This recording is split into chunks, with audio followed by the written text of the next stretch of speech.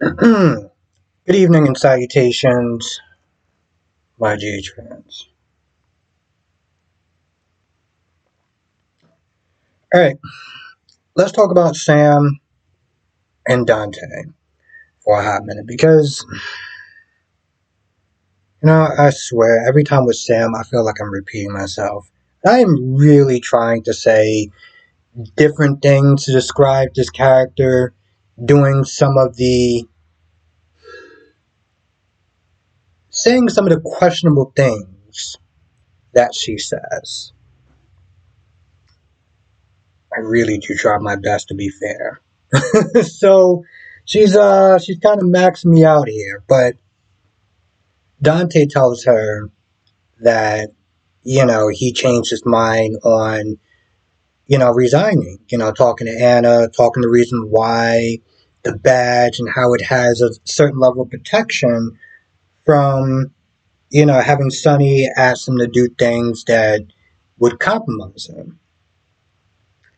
I do think that badge is an excuse, and if you really don't want to do something, you're not going to do it regardless if you have that badge or not.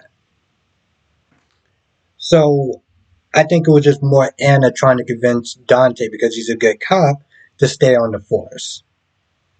That was just a BS excuse to get him to stay. Now Sam says, I'm not going to sit there and pretend. No, hold on. What did she say? She says that I should have known better than to get my hopes up. Now, right then and there, that sentence is just completely out of pocket. Sam has a habit of picking dangerous men, right? There was a point where she was with Drew, and Drew didn't, when he thought he was Jason, and then, long story short, he found out that he wasn't Jason, he was Drew. But Drew still offered her a life of safety and security, of putting her first. And what did she do? She chose to be with Jason. She chose the danger. You chose to be with Dante. You chose to be with a cop. So you knew what you were getting into. So her snitch is saying that I should have. No, that's not how that works. But I am glad that she did realize towards the end, you know what, I accepted this when I decided to go out with you. Now, one of the things she snitched is saying is that, because she does realize that, if they broke up or whatever, because at one point he was like, so do you want to still be together or not? Now, me personally, well, I guess, depending on the day and depending on how much patience I would have, would depend on what I would say. But she does sit there and say, hey, listen, if they broke up, she would still be sitting there worried about him. And also breaking up the kids. I personally always sit there and think that staying together for the sake of the children is possibly the worst thing you can sit there and do. And people try to use that as an excuse, and it irks me, to put it mildly. Because the only thing you're teaching your kids to do is to have them grow up and be with somebody that makes them feel unhappy, just like how you're sitting there showing them. In the end, she does sit there and say that she'll learn to live with the fear of every time he goes out, he may not come back. Now, in all fairness, she doesn't have to. She doesn't have to sit there and choose to sit there and learn how to deal with that. She can choose another path. You are making that choice, but you don't have to. But that's what you're going to do. That's what you're going to do. I just thought it was interesting because it's like you don't actually have to do that. Same. Um, so Jason tells Anna the reason why he's working for the FBI is, he tells her about the whole deal with Carly. That meeting that night, somebody recorded the meeting and have her on tapes into saying that she runs, Sonny's business. And all that entails with says why he can't tell Carly because Carly would sit there and send herself to prison. And Anna asks a very interesting question. Okay, let's sit there and say that you take down Pikeman and everything like that. What makes you think that John, the FBI, is going to sit there and hold up their end of the deal? They may decide to sit there and use you for something else later on. And I guess Jason at this point right now is we'll cross that bridge when we get there.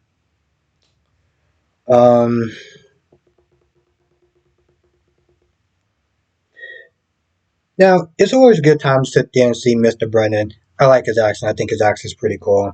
But Carly comes over there and asks him about Pikeman. And the only thing that she wound up doing was giving Brennan more information than she got out of it towards the end of their meeting. She did thank him because she realized that, Brennan could have did more than just came in there with zip ties. Um, but yeah, she really didn't actually get any information. She wanted to know if he was working for Pikeman, and things of that nature, and she got nothing. So I would sit there and say almost a pointless scene.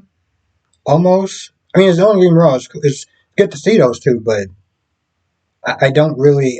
There's nothing I could sit there and say I took away from that. Now, if you did, please tell me in the comment section below. Laura is talking to Kevin, and she's kind of questioning herself because she's talking about how she was with Heather, showed her baby pictures, you know, and in the end, she's like, "I'm sympathizing with a serial killer." Was it sympathizing? I think it was sympathizing, empathizing with a serial killer, and she questions on if she should be suffering in jail for something that was beyond her control, as far as the metal poisoning, or if she should just stay there because it's like, why should we give her leniency? Well, all the people, regardless of how it happened, the point is there's a lot of people that was hurt because of her. And so that's not exactly the right answer either. And in some ways I understand where Laura's coming from. Like, don't get me wrong, I think that the stuff that she wound up doing to Laura and her family outweighs whatever sort of sympathy and empathy that she has for her ultimately. Now, I do a lot of these reviews and live streams and stuff like that, and I always sit there and try to see at least both sides of the situations. But ultimately, there's times where one will outweigh the other, and in Heather's case is death and the damage that she wound up leaving those families, and the stuff that she did to Laura's family, I feel like it outweighs whatever. Oh well, it was metal poisoning, and should she be? No, no, I don't. Um, Now Chase comes to Finn to pretty much ask him to talk to Gregory about not tiring herself out during the reception, just save Laura's energy for the wedding. And in the end, Finn agreed. Finn is still kicking himself of how the way he treated his dad. And I get that. I get somebody can sit there and tell you so many different ways that it's not your fault for what you did, and you can't go back and you can't change the past. You must sit there and move forward. It doesn't matter how they tell you it, it's still going to be there. We all have regrets in life.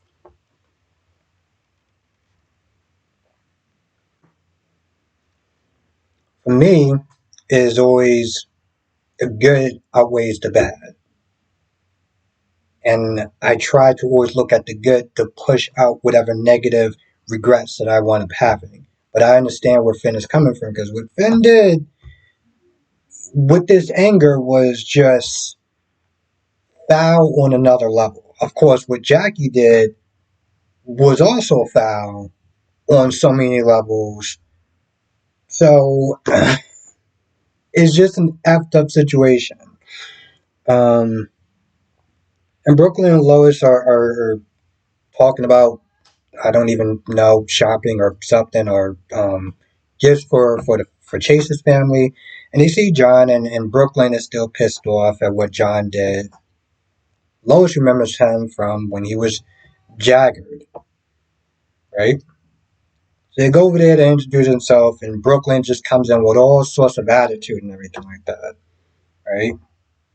John apologizes, so Brooklyn does tone it down. Um, and then she goes away, and then those two catch up. It doesn't really add up to much, but they just catch up, so it's kind of a filler scene, more or less.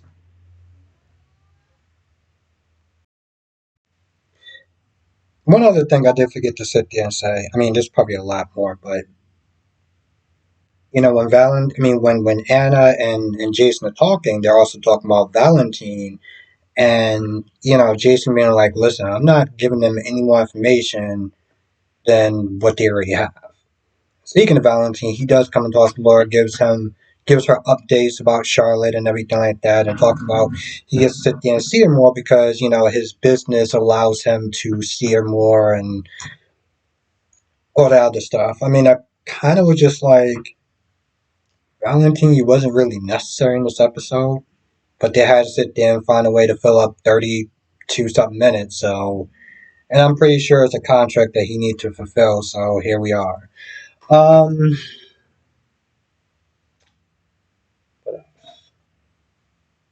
and Brooklyn and Chase see each other, and they talk about Gregory and how it's best for him to just um, chill out and just save all the strength for the wedding. And then they kiss, and that's pretty much about it. And I think that's pretty much about it. There might be some more stuff in the episode that I missed, but that is um the general stuff that wound up happening. And now, of course, if I did miss anything, we'll talk about it tonight, 8 p.m. Eastern, 5 p.m. Pacific. We'll talk about all the shows: General Hospital, Days of Our Lives, Bold and Beautiful, and Young and the Restless. And I'll see you in the next video, and hopefully live stream.